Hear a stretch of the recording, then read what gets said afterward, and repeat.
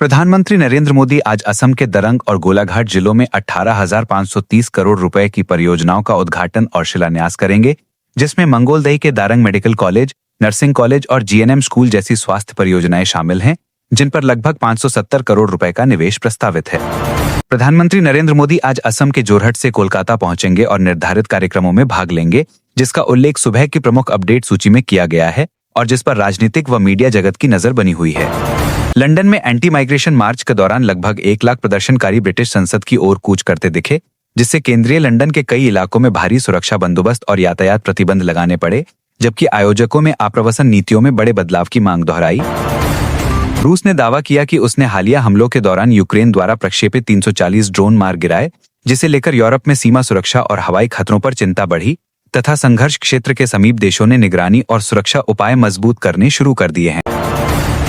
Spain की राजधानी Madrid में संदिग्ध गैस रिसाव से हुए धमाके में 25 लोग घायल हो गए, जिसके बाद आपदा प्रबंधन दल और अग्निशमन कर्मियों ने प्रभावित इमारतों को खाली कराया, प्राथमिक उपचार मुहैया कराया और कारणों की जांच शुरू कर दी गई।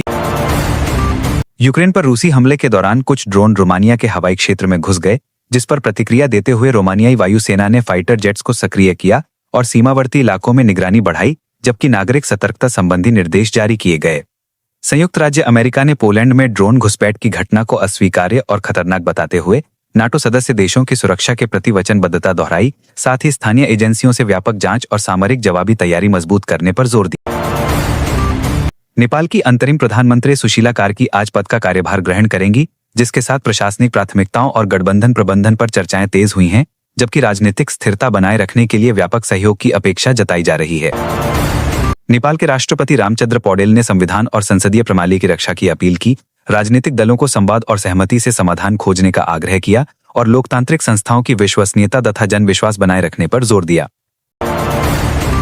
भारतीय मुक्केबाज जैस्मिन लैम्बोरिया ने वर्ल्ड बॉक्सिंग चैंपियनशिप में 57 किलोग्राम वर्ग का स्वर्ण पदक जीतते हुए उत्कृष्ट प्रदर्शन किया, जिससे भारतीय बॉक्सिंग दल के मनोबल को बढ़ावा मिला और आगामी एशियाई प्रतियोगिताओं की तैयारी को नई ऊर्जा मिली। हैदराबाद के एक स्कूल परिसर में छिपी ड्रग फैक्ट्री का भंडाफोड़ करते हुए पुलिस ने लाखों रुपए की अल्प्राजोलम जब्त की, नेटवर्क से जुड़े संदिग्धों की तलाश तेज की और सप्लाई चेन तथा फंडिंग स्रोतों की पहचान के लिए जांच शुरू कर दी। उत्तर प्रदेश के गाजियाबाद के इंदिरापुरम क्षेत्र में पुलिस मुठभेड़ के दौरान एक बदमाश घायल हो गया, जिसके बाद उसे हिरासत में लेकर अस्पताल में भर्ती कराया गया और उससे जुड़े आपराधिक नेटवर्क के बारे में जानकारी जुटाने की कार्यवाही जारी है। चुनाव आयोग ने सुप्रीम कोर्ट से कहा कि मतदाता सूची के पुनरीक्षण की नीति और दिशा निर्देश तय करना उसका अधिकार है, अतः न्यायालय इस पर सीधे निर्देश नहीं दे सकता। आयोग ने राज्यों को पूर्व पुनरीक्षण गतिविधियां शुरू करने की जानकारी भी दी। एशिया कप 2025 में प्रस्तावित भारत पाकिस्तान मैच को लेकर बीसीसीआई के कई अधिकारियों ने विरोध दर्ज कराया। सुरक्षा में माहौल का हवाला देते हुए आयोजन और समय सारणी पर पुनर्विचार तथा वैकल्पिक व्यवस्थाओं की संभावना पर चर्चा की बात सामने आई। दिल्ली के मैक्स अस्पताल को बम से उड़ाने की धमकी मिलने के बाद परिसर की तलाशी, सुरक्षा घेरा और आपात प्रतिक्रिया अभ्यास तेज किए गए, जबकि कॉल ट्रेस कर आरोपी की पहचान और मंशा का पता लगाने के प्रयास जारी हैं।